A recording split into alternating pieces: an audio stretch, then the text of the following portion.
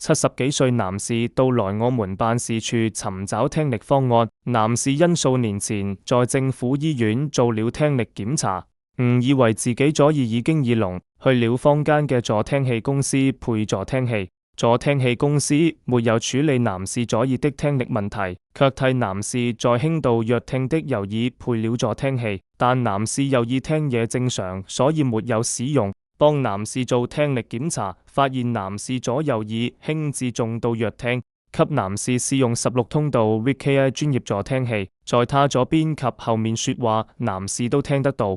外出時機，在非常嘈吵嘅馬路旁，在男士左邊說話，他都聽得非常清楚。